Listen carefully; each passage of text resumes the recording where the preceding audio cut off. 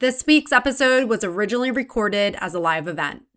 I wanted to share it because this conversation was too important not to. Anger is one of the most misunderstood emotions. Many of us have been taught to suppress it, fear it, or feel guilty for experiencing it.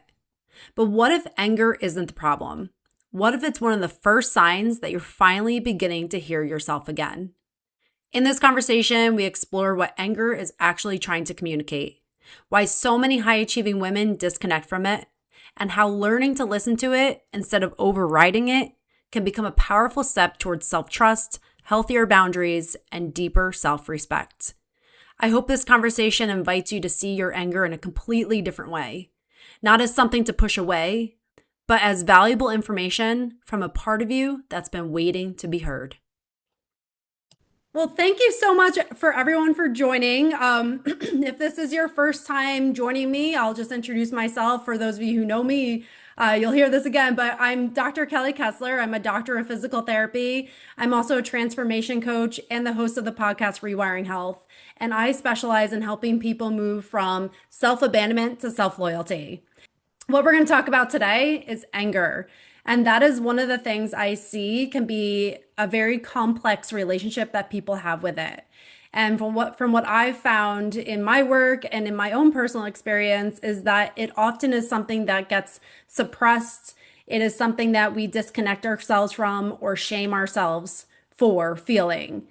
And today I'm going to help you reframe that anger is not something that we should feel shameful for. It's not something that we are going to spiritually bypass or manage.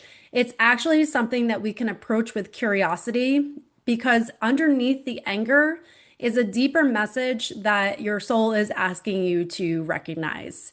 And that's exactly what we're going to talk about today. How can we get in contact and connection with the message beneath the anger that we're experiencing?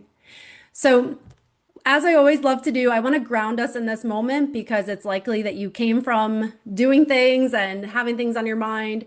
And it's likely you have a lot going on after this as well. So you've taken the time out of your day to be here. So let's ground in this moment, allow you to really be fully present. So what I want you to do, you're going to take both feet, put them on the floor, feel the floor on your feet. I want you to also notice if you're sitting or if you're standing, just allow yourself to feel supported by the surface that you're on. Next, you can either close your eyes or just have a soft gaze. Release your jaw so you can kind of open it up, even if you need to yawn. So opening the jaw, that's another place we tend to carry a lot of tension. And I want you to take a deep breath in through your nose. Another little sip in. Slowly exhale. We're going to do that 2 more times. Deep breath in through your nose. Another little sip in. Slowly exhale.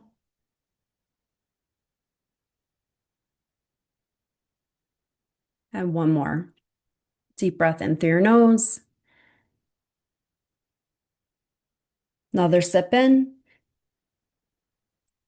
Slowly exhale.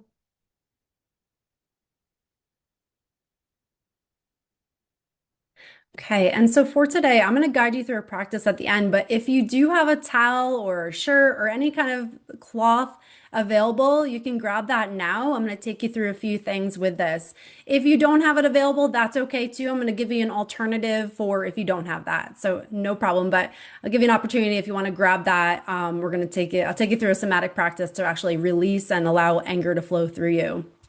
But first, I want to just ask, for those of you who are joining, what is your relationship with anger? Is it something that you find you express anger pretty freely, maybe towards yourself or others? Do you find it's something that you are disconnected from, that it's suppressed? You don't really have a connection with anger? Do you find anger to be confusing? Like you notice it, but then maybe you feel shameful for it, that you shouldn't be angry? I'd love to just hear from you for the start of this is, what is your relationship with anger? What do you feel that it comes up for you? Is it something that's scary?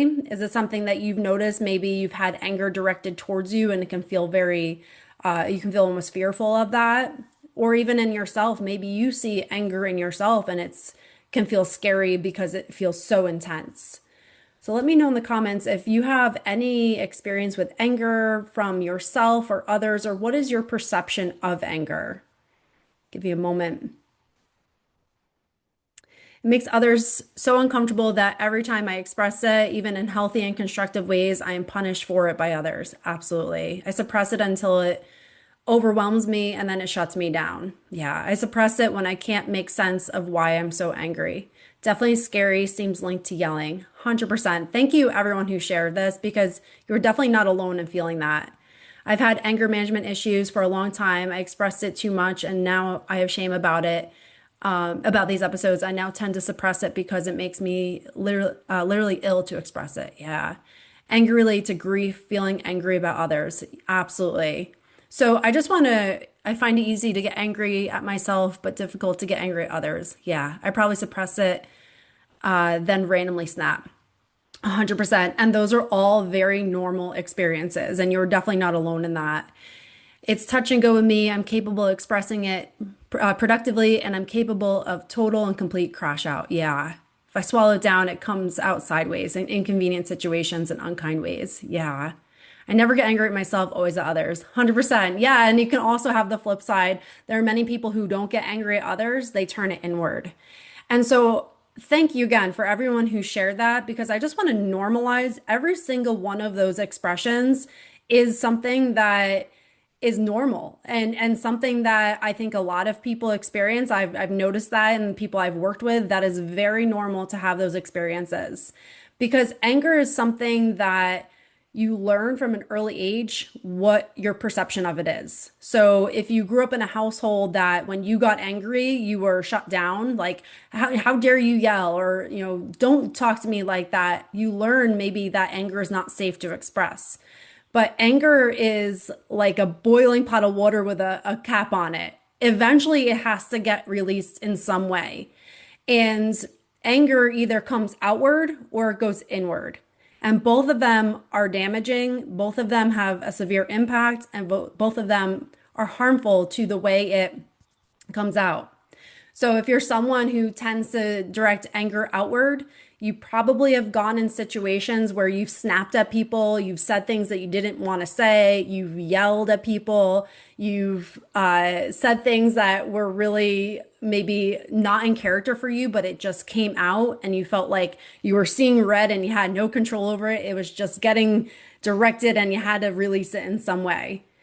That can be very damaging to relationships.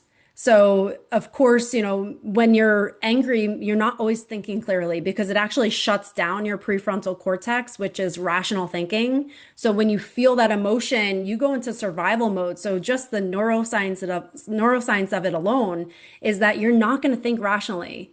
And then when you actually calm down and you realize, oh my gosh, what did I say? What did I do? That's when shame can kick in after that. And so those are for people who tend to go outward with their anger. And then there's also a group, and again, you can be both, but there's a group that tends to direct anger inward. And so if something happens outside yourself, you start to notice resentment or anger towards someone else, you direct it inward of like, gosh, what is wrong with me? Why did I not speak up for myself? I'm such an idiot. Like, and then you just get angry at yourself for going into the same patterns. Or you continually degrade yourself, like there's something wrong with you, you're not enough. You get into this dialogue of being angry at yourself for maybe getting into certain patterns, or maybe showing up in a way that you didn't want to show up, or just not expressing yourself. Or there's also that you're so disconnected from you that there's no other way but to feel this kind of resentment inwards towards yourself. So if we express anger reactively outwards, relationships can get harmed. If we express anger reactively inwards, then we get harmed. And that's when we actually can experience diseases from that. So anger that's suppressed or directed inward affects the body. So you can actually experience chronic pain. You can experience autoimmune conditions where your body actually attacks yourself, because the emotional expression is synonymous with the physical expression. So if you're attacking yourself with anger, your body also learns to attack itself. I'm just going to go to the comments. The pot analogy is good once pressure is too high. Yeah, we figuratively blow the lid 100%. I'm a former Marine, so seeing red was in every tense moment occurrence, yeah, prior to finding mindfulness and spirituality. Absolutely. And that is a real experience, especially when you've gone or experienced some really, really challenging things. It can be very difficult in those situations. So I'm so glad you found mindfulness and spirituality to help you navigate this. And so again, that inward or outward expression both cause harm to either yourself or others. And that's why allowing the anger to be approached with curiosity and asking it, what is it beneath this anger that I'm feeling, and allowing it to move through you is where we can start to allow that release valve to happen more frequently. So I can say that many people I've worked with, one big thing I hear is shame. So I am so angry, specifically I worked with someone, they were so angry at their spouse. They were in the middle of a separation and she had always been that people pleaser going along with it. And now that they were in the separation, she was just feeling so much anger towards so many things. And she was very shameful of this anger because it's not something she had felt before. She had really just been compliant and go along with the situation. But now she was noticing anger coming up and she was feeling shame for that, for like, why am I so angry? What's wrong with me? That's literally what she would say. And so I want to just share something that will hopefully take some of that shame away if you've noticed that in yourself. And this comes from research done by David Hawkins. So I don't know if anyone's familiar with David Hawkins, but he's the author of Power versus Force. And so he shares the stages of consciousness. And so if you look at the stages of consciousness, it's all based off of emotion. So we have like joy, peace are going to be higher stages of consciousness. And then at the lower end, we have grief and shame and guilt. And in the middle is actually anger. So anger is not that lower end. It's not the higher end. It's actually kind of that pivotal point. So when you start noticing anger, this is actually your system bringing up change for you, trying to alert you to something that is not working in your current situation. So to recognize anger as the actual pivot point and be curious about it is where you can start to move yourself up the chain of consciousness. But if you experience the anger and you say, I'm feeling this, and you shame yourself for it, you're actually bringing yourself lower down that chain of consciousness. So that is why it's so absolutely essential to recognize anger as information and be curious about it and allow it to move through you. So when you can recognize that anger is telling you something, it's telling you that what you're doing is not working right now. So it means you're not living by your values. It means that your boundaries may have been crossed. It means that you are living a life that's out of alignment with what you truly desire, your true essence.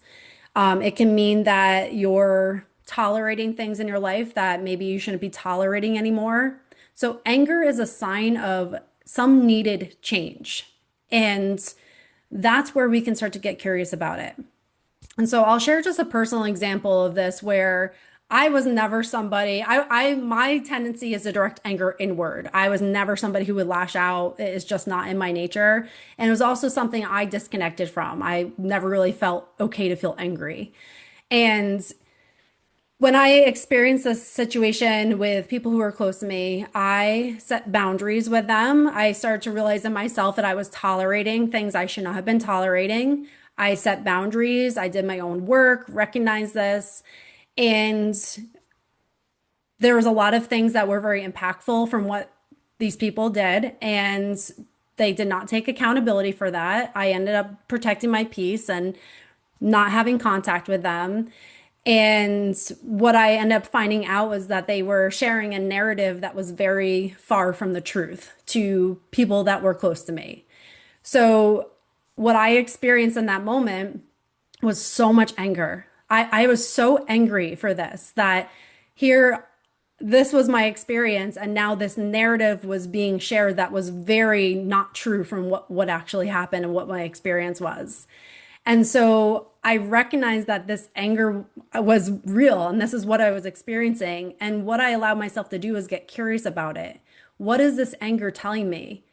And what the anger was telling me was that I, first of all, was feeling pulled into wanting to explain myself and defend myself against their narrative. So I felt like I was losing my stability. The anger was telling me to stay loyal to myself, that even though they were creating a narrative that wasn't true, I needed to be validating myself and my own experience, and that it was okay to stay with me, even if there was this disagreement in the narratives. And anger was telling me that I needed to protect my peace. I needed to uphold my boundaries, even with the outside pressures of what was happening. So that was the message that anger was telling me. And I allowed myself to feel that because anger in that moment was protecting me. It was keeping me in alignment with myself and allowing me to see that I needed to stay loyal to myself. That if I allowed that anger to be outward, I would have been yelling and explaining myself and feeling like I had to make sure everybody knew the truth of it. If I directed inward, I would have been just kind of wrapping myself up into this situation where I'm like, oh my gosh, like fear and anger and everything, I would have directed myself. But getting curious about it allowed me to see that, okay, they are allowed to have their narrative. They are allowed to experience it the way they experience it. And so am I. And that allows me to protect my own peace. So again, that curiosity is where your power resides. I just want to go into some of the comments. My nervous system was absolutely triggered during a difficult conversation that was long overdue this past weekend, and I was able to recognize it, but breathe my way through it so I did not react. After my nervous system stabilized, I was able to calmly respond. That's exactly it. Allowing the anger to be there, getting curious about it, and bringing yourself, your energy back to yourself so that you can be in a place where you can see it more rationally and come from a place of alignment with your own values. Can we talk about the more subtle emotions of anger that may be easier to overlook and get curious about? Resentment, frustration. For me, these are more present than rage. 100%. Yeah. And thank you for bringing that up because, again, primarily I work with people who are the dependable one, the people pleasers, the overgivers, the one who take on the emotional burden for relationships.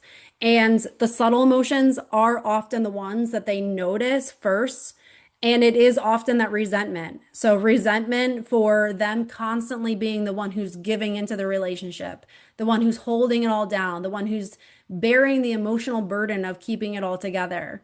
And then they start to feel this resentment bubble up of like, can't they see how much I'm doing for this? Like, can't they see how much this is costing me? So they start to get resentful for other people, but then they resent themselves for like, why didn't I just speak up for myself? Why do I keep saying yes when I really want to say no? Why do I keep thinking I have to hold it all together?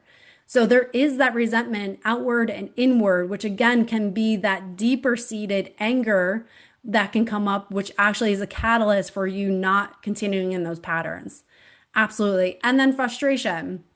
Because what I noticed in people I work with is that they have this frustration because they see the patterns, and often a lot of people have the insight. You see what you're doing, you see how you're showing up, you see the dynamics, and yet despite the insight, they continue to get pulled back into the patterns because of guilt, fear, worrying about the changing in the dynamics if they do show up differently. And then they get frustrated because they feel drained. They feel like that dynamic is not serving them well.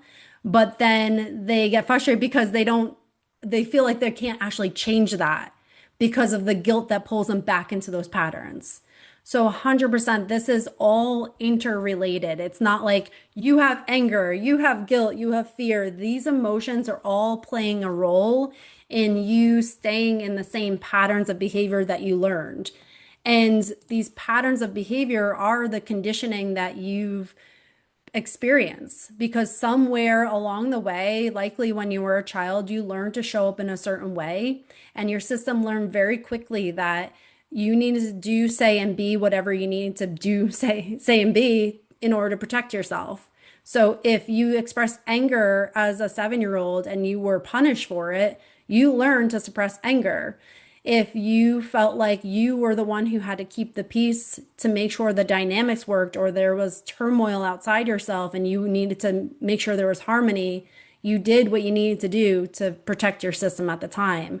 And then we carry these patterns forward until we become aware of them and actually feel the anger for continuing that, which becomes the catalyst for changing it. Thank you for spending this time with me today. If something in this episode stirred your truth, reminded you of your worth, or helped you see your patterns with more compassion, you're already rewiring your life. Remember, you don't have to earn your place, overgive to be valued, or shrink to keep the peace. You get to honor your voice, you get to protect your energy, you get to live aligned with who you really are. If you're ready to go deeper, explore more tools, or join a community of women walking this same path, head over to drkellykessler.com. Everything you need to continue this journey is waiting for you. Until next time, take a deep breath, trust yourself, and keep choosing the version of you who feels like home.